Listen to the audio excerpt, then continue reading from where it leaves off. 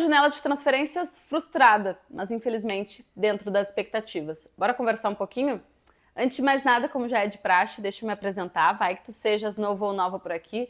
Prazer, eu sou Bianca Molina, sou jornalista, sou repórter, sou setorista do Corinthians pela TNT Esportes Brasil. Não repara, o canal tá só começando, a gente tá ainda bolando um cenário fixo. Te aproxega, se não tiver inscrito no canal ainda, te inscreve. E se no final desse vídeo, sem nenhum compromisso, tu tiveres gostado dele, deixa o teu like, só apertar o botão do joinha, isso faz com que a gente chegue a mais pessoas. E se tu tiver gostado muito, manda o link para alguém que ajuda bastante. A janela de transferências do meio do ano terminou nessa terça-feira, dia 2 de setembro, e dentro daquilo que infelizmente a gente esperava, o Corinthians saiu dessa janela que durou 54 dias com apenas uma contratação realizada. Só o Vitinho chegou para reforçar o grupo.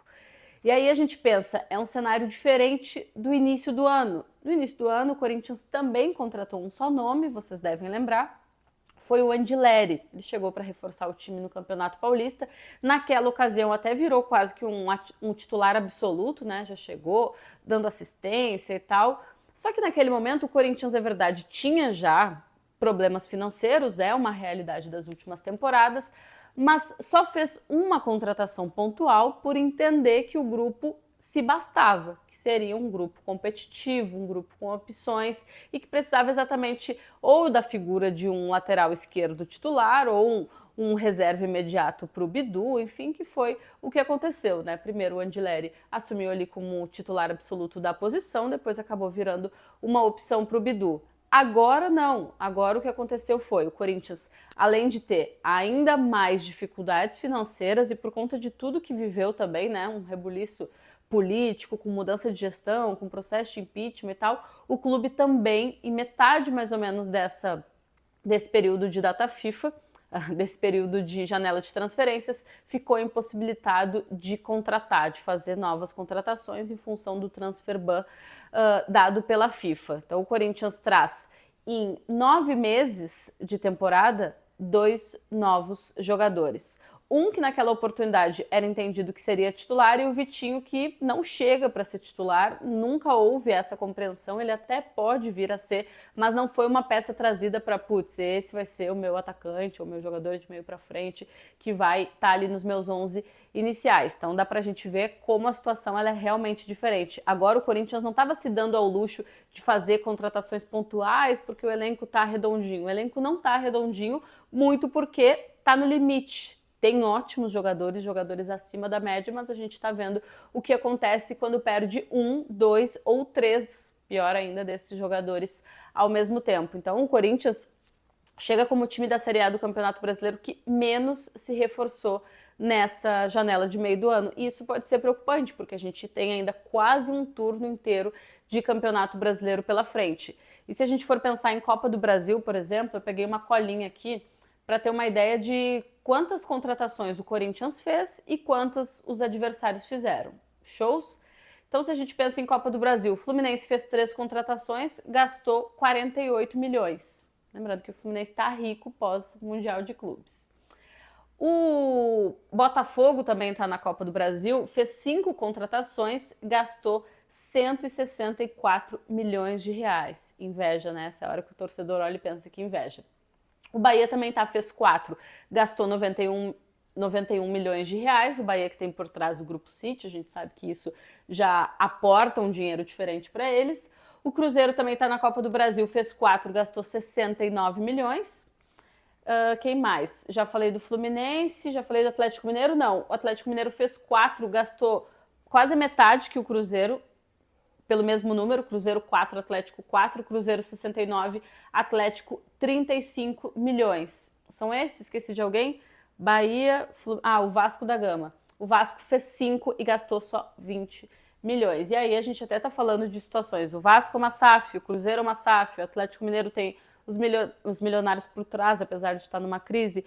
O Fluminense está milionário pós-mundial, o Bahia tem o Grupo City por trás, só o Corinthians, dos classificados ainda na Copa do Brasil, e aqui eu tô falando de Série A, por isso não cito o Atlético Paranaense, vive essa realidade péssima financeiramente falando.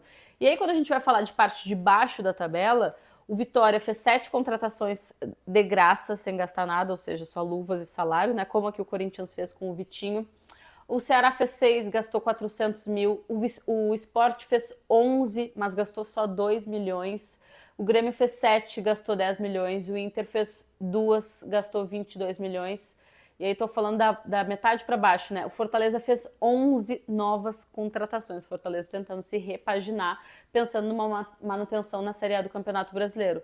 E gastou 36 milhões de reais. No cenário do futebol paulista, o Palmeiras e o Mirassol fizeram 5 contratações. O São Paulo fez 4, o Red Bull Bragantino fez 3 e o Santos, na mesma pegada assim do Palmeiras, tal, até do próprio Grêmio que contratou 7, o Santos fez 8 novas contratações. E lógico que o transferban ele é um problema de fato, a gente não pode negar isso, mas vale a gente lembrar que antes de passar por esse impeditivo da FIFA, o Corinthians já tinha negociado, por exemplo, com o Sporting para tentar contratar o Biel, só que na oportunidade recuou depois da segunda. Primeiro tentou por empréstimo, daí depois tentou ofertar um valor e o Sporting pediu 7 milhões de euros pelo Biel. O Corinthians não tinha esse dinheiro e não chegou perto de oferecer esse dinheiro, saiu fora. Aí o Corinthians chegou a negociar com o Carlos Vinícius, que estava livre, hoje está no Grêmio, mas aí entendeu que não era uma prioridade, a figura ali de um centroavante, e aí também recuou.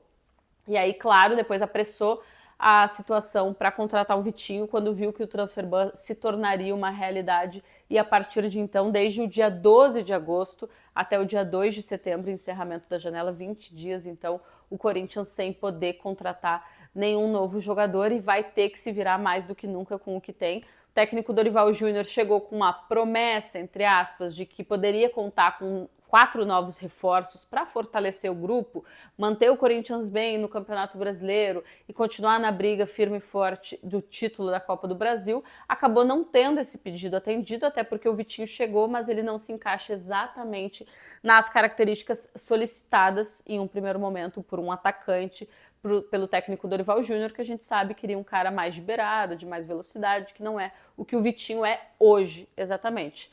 Em contrapartida, enquanto o Corinthians não consegue contratar, ele tenta reforçar a expectativa de manutenção de alguns jogadores importantes. A gente já falou aqui da renovação do Guinegão, a própria renovação do Yuri Alberto foi um baita negócio que o Corinthians fez, já tinha um bom contrato até 2027 com uma margem boa, aumentou para 2030, está encaminhando a renovação do Jacaré, um reforço pode ser uma opção ali para a lateral direita, renovou o André, um menino da base, 18, 19 anos, volante, está trabalhando renovou o Matheus Bidu, que era só até o final do ano, tá trabalhando para renovar o Gustavo Henrique, para renovar o Andileri, para não se ver. Imagina se esses caras não querem ficar no clube e assinam um pré-contrato qualquer e deixam o Corinthians numa situação ainda pior, porque é fato, hoje, dia 3 de setembro, a janela de transferências acabou, beleza, mas o Corinthians continua sob o transferban. Então, se a gente for pensar na próxima janela de transferências, o Corinthians precisa chegar até lá